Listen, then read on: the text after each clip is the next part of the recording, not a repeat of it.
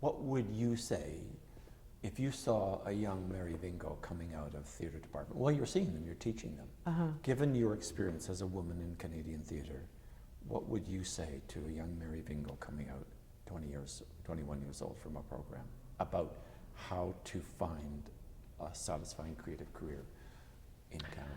Well, there's no simple thing. I think that to try and experience as much as you can. So if you think you want to be an actor, don't just act. You know, create in whatever ways.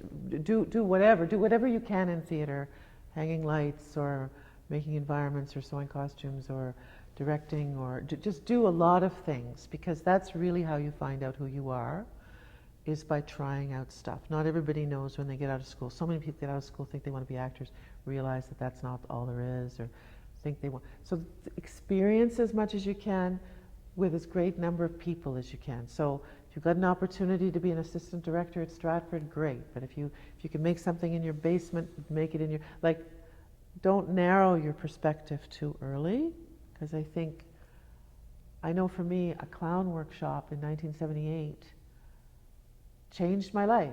A, as a performer, because it's great performing training. B, I met two people in that clown workshop. One was Maureen White, which is how I became part of Nightwood, and one was Gay Hauser, which is how I got part of Mulgrave Road, in the same workshop, in the same month, at the age of 24 or something. So that, go out, do those things, try those things, meet people. It's not the people who are above you that you need to impress. It's the people at your level.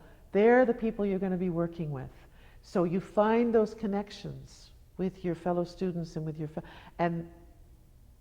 because I find a lot of students coming out of school, they so much want to impress R.H. Thomson, or they want to impress Albert Schultz or somebody. Well, yeah, maybe that's good if you can, but really, the guy next to you, the one that you really like doing the scene partner with, that's the person you should be, because you guys can go and make something, and that might impress R.H. Thomson or Albert Schultz.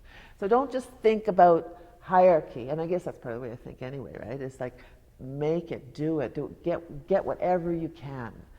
I wish I had done more assistant directing, because I found one of my regrets is that I started directing through Nightwood.